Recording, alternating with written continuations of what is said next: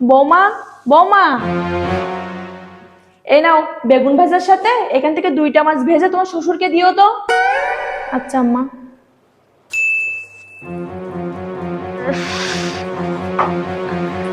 আম্মা, আম্মা, আমি মাছের গন্ধ সহ্য করতে পারতেছি না, বমি আসতেছে। আপনি মাছটা রান্না করে দেন, আমি বাকি সবকিছু রান্না করে দিচ্ছি। আমার সামনে ন্যাকামো কম করবে। পেটে বাচ্চা যাইতে পারলো না 3 মাস, এর ভিতর ঢং শুরু করে দিছো। বমি আসতেছে, আসুক, বমি করে আবার রান্না করবা, অভ্যেস করতে হবে না? একদিন যদি আমি রান্না করি, প্রতিদিনই আমার রান্না করা লাগবে। আমি তো সেই ভুল করব না। যত সব নাটক।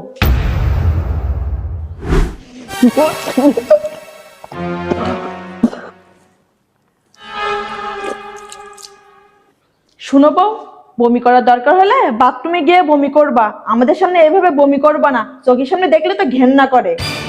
আম্মা, বাথরুম পর্যন্ত যেতে পারিনি, তার আগে বমি হয়ে গেছে। আমি সুন্দর করে ধুয়ে দিব না। শোনো, বাথরুমে 1 বালতি কাপড় ভিজানো আছে, তার সাথে এইগুলো ধুয়ে দিও তো। আম্মা, কাপড়গুলো রেখে দেন, আমার শরীর প্রচুর দুর্বল, মাথা ব্যথা করতেছে, সকাল থেকে কিছু খাইনি, বমি হয়ে উঠে যাচ্ছে। আমি একটু সুস্থ হই, তারপরে ধুয়ে দিব না। তুমি আবারও নাটক শুরু করছো। আমরা কি বাচ্চা জন্ম দেইনি? বাচ্চা যেদিন জন্ম দিছি সেদিনও বাড়ির সব কাজ করছি। আমরা করছি কেমনে? তোমরাও ঠিকই পারবা। বেশি বেশি কাজ কাম করো, শরীরটা একটু নাড়াও, দেখবা বমির কথা মনেই আসবে না।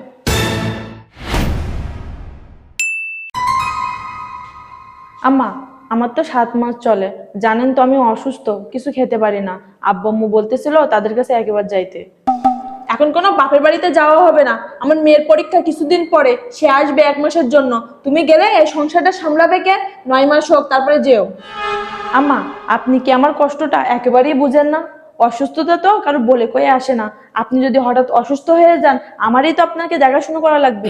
এসব কথা যদি আপনি একবারও চিন্তা করতেন, তাহলে আমার সাথে এগুলো আপনি করতে পারতেন না।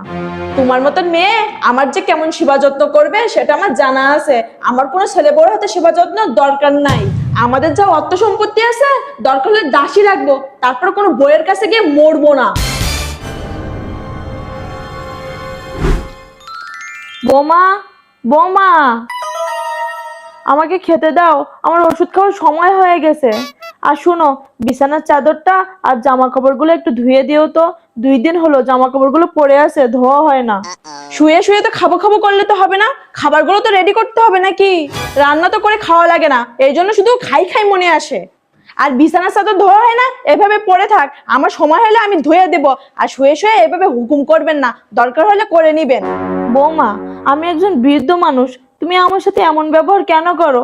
আমার দেখলে কি তোমার মায়া লাগে না? আমি তোমার শাশুড়ি, তোমার দায়িত্ব আমাকে দেখাশোনা করার, কিন্তু আমি কিছু বললেই তুমি আমার সাথে এমন ব্যবহার করো। বিশ্বাস করেন, আপনাকে দেখলে আমার মায়া লাগে না। আপনি যৌবন বয়সে আমার সাথে যেমন কুত্তার মতন ব্যবহার করছেন, আপনার সাথে কথা বলতে আমার রুচিতে বাধে। আমি যে আপনার ছেলের বউ, আপনি আমার প্রতি কি দায়িত্ব পালন করছেন যে আমি আপনার প্রতি দায়িত্ব পালন করব? খুব তো অহংকার করে বলতেন, ছেলে বড় হাতে সেবা যত্ন আমাদের দরকার নাই। আমাদের যা অর্থ সম্পত্তি আছে, দরকার হলে দাসী রাখবো, তারপরও ছেলে বড় কাছে যাব না। তারপরেও আমার এখানে পড়ে আছেন কেন? আল্লাহ সবকিছু মাফ করলেও অহংকারী কথা কখনো মাফ করে না। আমার ব্যবহার এমনই, আমার সাথে থাকতে গেলে এই ব্যবহারগুলো সহ্য করা লাগবে। আর যদি খারাপ লাগে, আপনার যেখানে থাকতে মন চায় সেখানে চলে যান। কখনো কাউকে অহংকার করে বলবেন না তাকে আপনার প্রয়োজন নাই। কখন যে কাকে প্রয়োজন হয় সেটা কেউ কখনো বলতে পারে না, কারণ আল্লাহ চাইলে সবকিছুই সম্ভব।